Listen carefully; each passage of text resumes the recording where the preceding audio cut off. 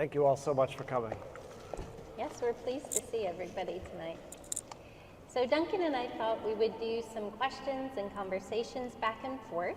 And if you think of questions during our talk, feel free to keep them until the end, and you'll have a chance to ask Duncan yourself. So Duncan, when we were talking about the title for your exhibit, I remember you coming up with the word fountain because it had several different meanings that you found interesting and appealing. How do you think of the word fountain, and how does it relate differently to various pieces in the show? Well, I remember when you asked me to come up with a title, it was, I guess, February last year, and, we had just gone through a move, and I was way behind on what I was trying to create, and so, there's this pressure of, to come up with a title for a show that I didn't even know what it was going to look like, what it was going to be, and I was trying to be kind of vague and all-encompassing, of course, but I also thought of a fountain as this event or structure that's kind of magical. It's sort of digging into what's beneath the surface and taking that and sort of flowing outward in this kind of way that's enchanting, etc. And and in past exhibits and things like that, I knew that I wanted to sort of embody this fountain and get into this realm of working to where the art, the colors, all these things just sort of start flowing out of me. I needed to get the engines in the studio running, and I had been thinking about this exhibit a lot for years at that point, and I was just ready to start working, ready to start being a fountain, essentially. But it turned out to be a kind of a great word for the exhibit. I mean, it sort of it represents antiquity and things like that. The fountain can kind of conjure up all that imagery. It's, like I said, it's enchanting, and I wanted my work to encompass all those things. And I was really pleased with how, as you're seeing here, this mural in particular, and the way I work is kind of like water sort of flows down, and I like to think of that sort of center column that's actually holding up Athena here as like a sort of fountain coming down from her, and then that later became Medusa's hair, etc. I also like these little moments of, the pots that are floating there with all the hundreds of wires kind of coming into them. It's almost like water sort of raining down in this kind of magical way, very, very fountain-like. And Christ Sayer, the Piggly Wiggly sign, and the mobile gas sign Pegasus, that was all about sort of water flowing and Medusa's blood coming out, and these gods sort of being born in this sort of kind of subterranean magical place that that a fountain taps into. So that's really about the title. Yeah, I remember we talked about conceiving of the space as kind of this cavern or jewel box that you would walk into, because I think we were just coming out of the heat of summer too, and we were wanting this treasure trove of art, and it really grew into the title, I think.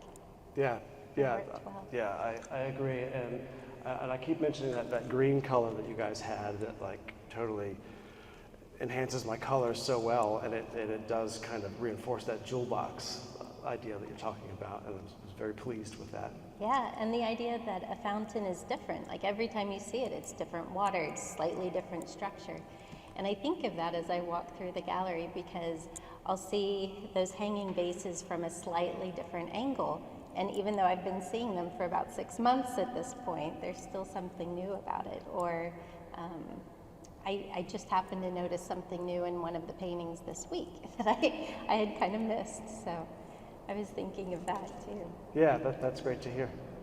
Do you see inspiration as something that bubbles up from inside like a fountain, or do you kind of take inspiration more as something outside that you bring in? Yeah, I both really. I mean, I sort of you know, when I was doing this exhibit, I was like searching for inspiration everywhere, whatever I could find to kind of tie in to what I was doing. Like this exhibit all started with the Piggly Wiggly head. I pulled it off the side of an old Piggly Wiggly on Dickerson Pike a few years ago, and I really wanted a special venue for it, and this was perfect. Especially, I think there was a Piggly Wiggly just down there that just was torn down, or it's being converted. So I thought it was a great tie to this exhibit, but I knew I had that point I was starting with, and everything kind of was born out of that thing. You know, I found some Pegasus signs. They were too expensive, so I wound up making one. But anyway, back to your question, like, I'm always kind of searching for things around and sort of grabbing them and testing them out. I guess that's me internalizing, is like, you know, I'll just bring it to the studio and I'll try this thing and see if it works or not. And it's really just, I think, by working through it that I come up with good ideas. It's not necessarily something, it is bubbling inside of me, but it's also external. Yeah, that makes a lot of sense. I was listening to a podcast earlier this week that was talking about the idea of failing often and failing early, and how important that is in the creative process. Yeah, totally. It's necessary for me to kind of set up works on paper or things with Photoshop, or, you know, these kind of very forgiving ways to test out ideas initially, you know, before committing to a big painting or sculpture.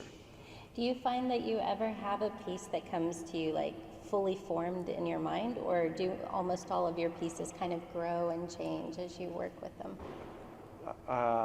Well, in my mind, it is fully formed when I start it, and I think it's going to look a certain way, and then it's rare that it does. It's kind of rare that it works out. I have to go through this sort of process of like loving it, and then hating it, and then hating myself, and then, you know, and then it's like, that's okay, and then as, you know, as the night progresses, I'm like, okay, I've done something here. I found that to be true with putting exhibits together too, that sometimes it's much more of a mess and it's very confusing, and then it solidifies and it comes together in the way that it's supposed to. Yes. One thing our visitors have really enjoyed is the quote by Joseph Campbell that you have under the title. "The cave you fear to enter holds the treasure you seek." Can you tell us why you chose that quote and what it means to you? Yeah, to me, that statement is about kind of really stepping outside of your comfort zone. And, you know, I think Joseph Campbell was talking about, you know, the people like to feel safe, and it's easy there. You know, it's easy to sit and watch Netflix and have everything done. And, you know, there's nothing inherently wrong with Netflix, but, like, you know, challenging yourself and growing is difficult. And I think you know, Joseph Campbell's saying that your mind kind of puts something in a cave or something scary, and, you know, it takes either like a routine or a practice or day to day to kind of overcome that obstacle. And that's very much how I felt about this exhibit, because, like, this was by far the most ambitious project that I've done to date, and I had to sort of grow and stretch myself. I mean, just being here, talking to you all is the biggest crowd I've ever talked to, so you're witnessing it, you know? Yeah, moving outside our limits is that place for growth, and that's exciting and it's scary. Yeah. And I'm really glad you highlighted that for us. Yeah, definitely. It was very much a part of this process, and yeah, and I try and live that way if I can, not always, but. So we just took down our annual show of student art from grades 6 through 12. It was the best student art from the Middle Tennessee region, and the best of the best is going on to the state level this summer. But I was wondering what advice you have for young artists. Yeah, so I was thinking about that. You know, I have been through a lot with my art over the years. You know, as a I don't know, when I was in 7th grade, I liked to draw comic books, and I had a pretty good art school teacher, and he encouraged me to go to art school, which I did, and I loved, and I found my people, and so anyway, like, what am I getting at with this? Like, those little drawings that I made pre-high school and during high school, I was a pretty spaced out kid, actually, and I doodled a lot in my margins and on my textbooks, etc. And it's funny, I actually went back and looked at some of those recently, and like found that all these little doodles, all these characters that I used to make, like, are still popping up in my work and what I do, and like it was all just born very early on, just me not paying attention. So I guess I would say, like, all these weird characters, doodles that you're doing as a kid, like, lean into that. That's you, that's your thing. So. Did you come up with characters of your own, or did you find certain characters that you just gravitated towards? Yeah, I really loved Venom comics growing up. I don't know if you guys are familiar with Venom. He's like this kind of evil version of Spider-Man, but his comics were so amazing because he was so like big and muscular, but he had all these like black flowing things around him, and he had this big tongue, and I was like so drawn to the complexity of the character, and he was the hero of the story, but he wasn't necessarily a good guy either, and so I liked the kind of the darkness of Venom, and that kind of got all that going, and I don't know, yeah. And if you could go back and talk to Duncan in 7th grade, what would you tell him about the future, where you are now, or what would you want I would him just to say, know? yeah, I don't know, keep doing these doodles, That it'll lead to something. Yes, exactly. When did you know that you wanted to become an artist? Yeah, well, that's kind of always been evolving, but I would say that one of the best probably days of my life was when I found out I got into art school. It was, I'd wanted to be a musician back then, and like I wasn't doing that great in school, and I just didn't have much direction. But then, upon like acceptance to art school, like I made sense all of a sudden, and I had a sort of focus and a purpose, and I've kind of held on to that ever since. And it's gone through, lots of stages. I went through art school, all that, and like, reached, I did some pretty good work in art school and post-art school, but, I've had to sort of relearn and unlearn all that as well. There was a point about 10 years ago where I was like making these painstakingly detailed oil paintings, and they were like all these like just dark figures crawling all over each other, and they were pretty cool, but like I was kind of miserable making them, and it took me like years. And it was actually my wife was just like, you got to stop painting the writhing dead men. It's like, and I listened to her, and I was able to like loosen up and kind of bring joy back into my painting, and that's sort of transitioned into the line work, to where I just wanted to do something really simple and take all the pressure off myself and love what I'm doing, and just go from there. Yeah. My son, when he was about 5, he said, "Mom, I want to be an artist. But I know artists also need backup jobs, so I'm going to make snow cones too." So how is your life now as an artist as you might have envisioned it when you were little? Yeah, well, it's funny.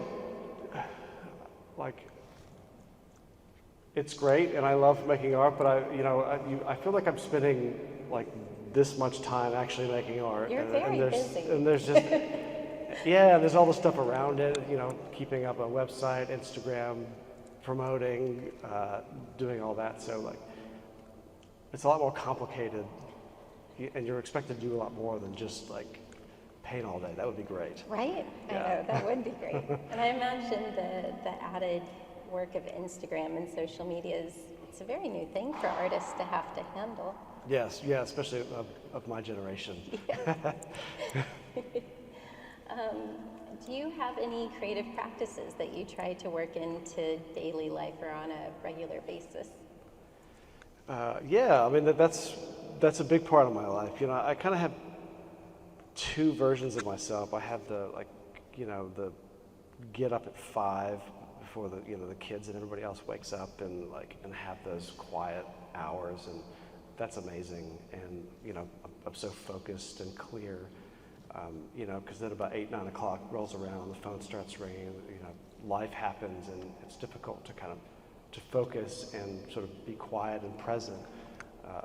But I also have this sort of nighttime self as well, and I mean I can work longer into the night. So I did a lot of nighttime work with this exhibit, and that entails me going into the studio 7, 8 o'clock and putting on music, smoking the occasional cigarette and drinking wine, and just kind of getting into it in that way, and doesn't always work out, especially with the wine, but.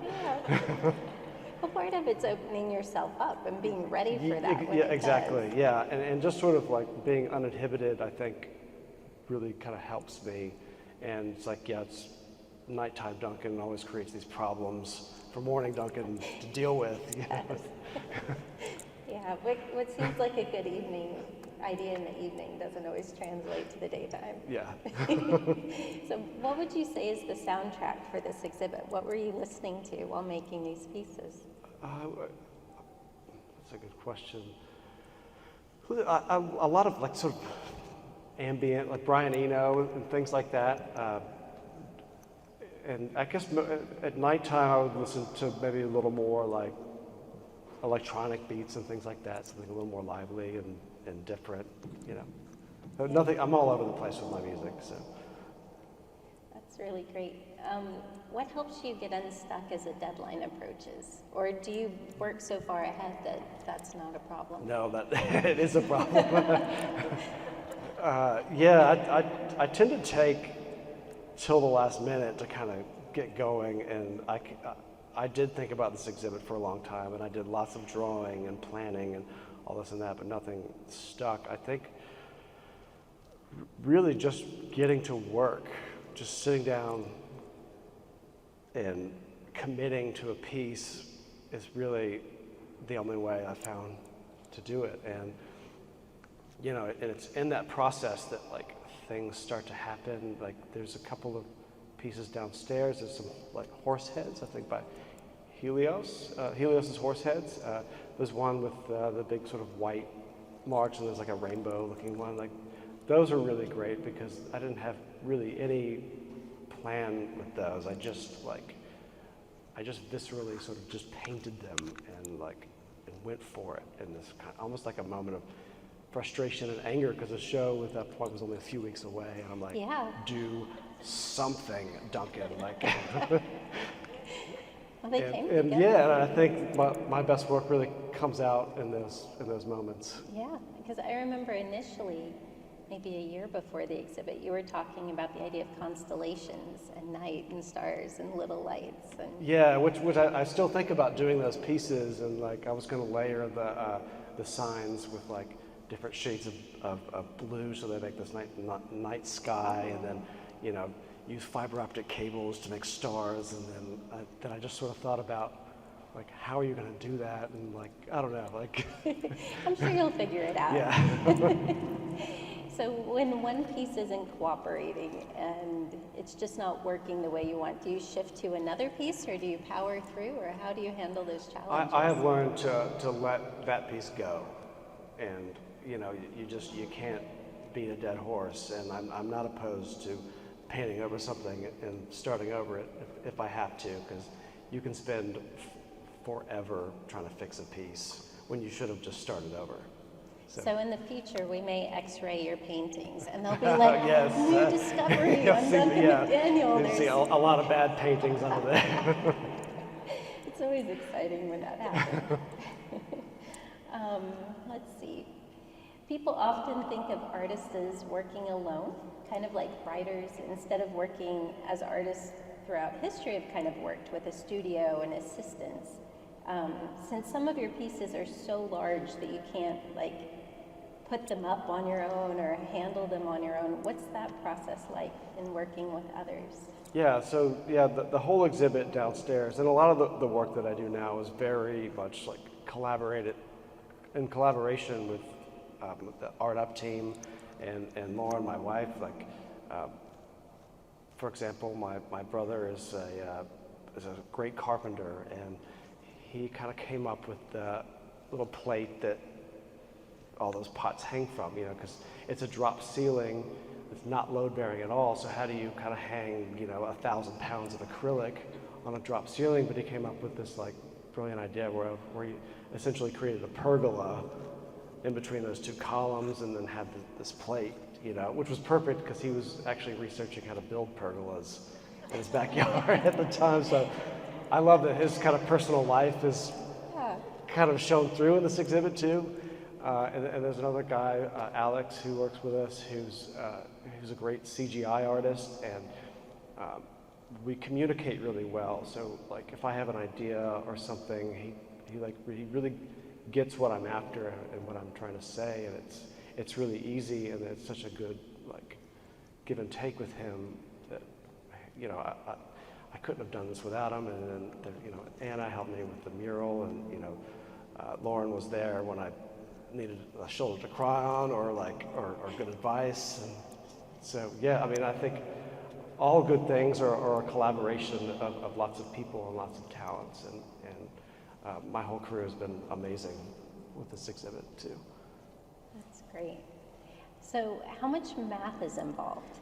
Because you talk about thousands of pounds of acrylic, and you don't want to just come into a museum and start putting them in the ceiling and realize, oh, this is a bad idea. We planned well ahead of time, and that was all kind of done on the computer, and we made templates, and you know, it's like there's initial math, but then you know, with the templates we try and take all the math out of it at some point, you know. So yeah, definitely, it's a very kind of precise thing, lining up those holes with the ceiling, and then they're all like this far apart. Yeah, totally. Yeah. And where do you hope it ends up? We have lots of visitors asking, where is this going next? What's going to happen with it? There's one piece. One of the Helios's horses is going to to Oz Arts. They're having like a 10-year anniversary thing, so it's going to be part of this amazing group show. I think that starts in early April, I think.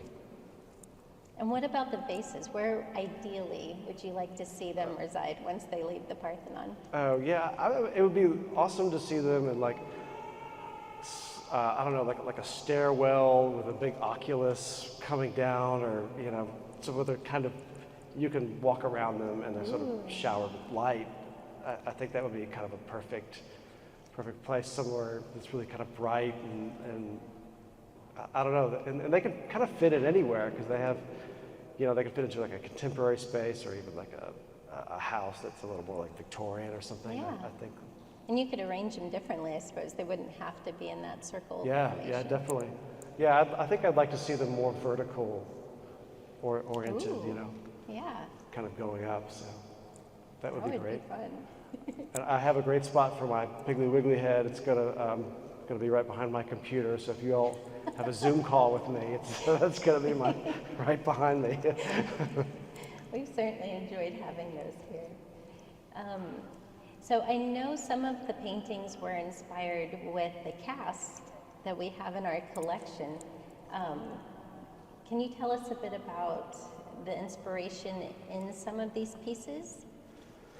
Yeah, so well, twice now, our company Art Up has moved these casts around, because they used to line the halls here. I think in 2014 we moved them out or something like that. But this year we were lucky because they were being cleaned, and so we got to assist Eva, the conservator, cleaning them. But it was so cool to be able to handle these things because they fit together in this really kind of interesting puzzle-like way, and I loved the kind of contrast of this delicate fabric and then this complete void in the figure to where it fits up against another figure, and it was kind of it looked very kind of stone-like, and it sort of reminded you that these things were just like carved out of stone.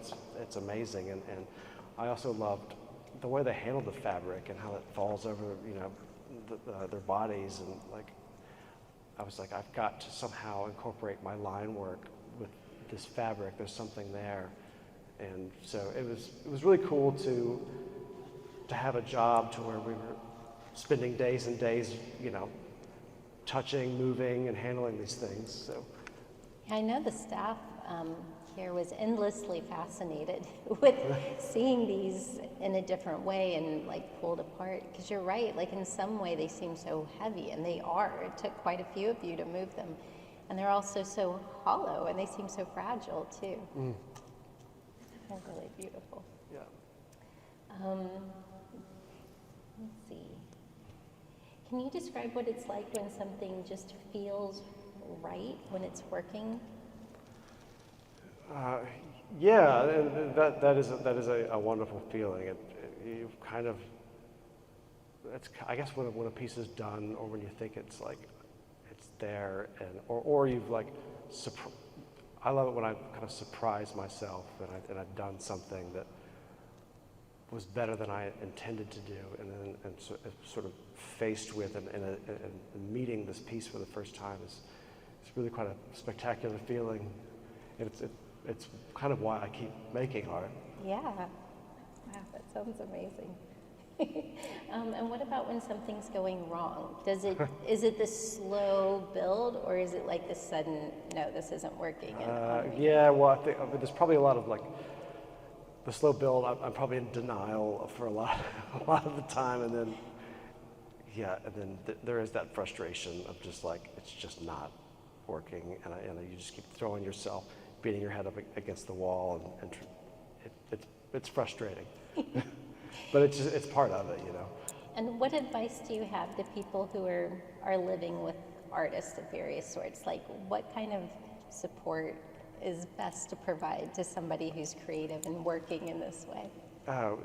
Yeah, well, I mean, I think giving them time and space and being encouraging and supportive is good.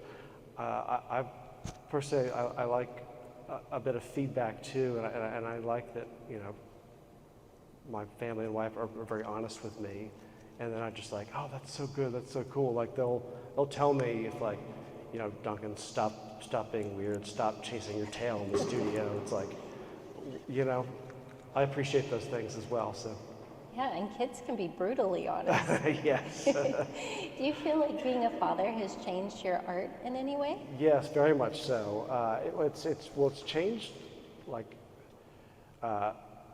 time becomes so precious when you have kids. You know, with pre-kids, I just had all the time in the world to waste, basically. But like, when you have kids, your time becomes so precious, so you just stop messing around, and like you've got to like get to the point.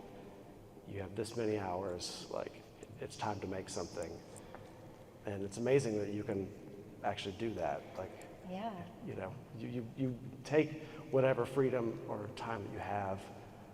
So, yeah, it's transformed in that way. I mean, I think it's kind of, I'm definitely inspired by the kids' movies and toys, and like it's been great kind of rewatching all that, and like and I think you can see that reflected in my work, definitely. Yeah.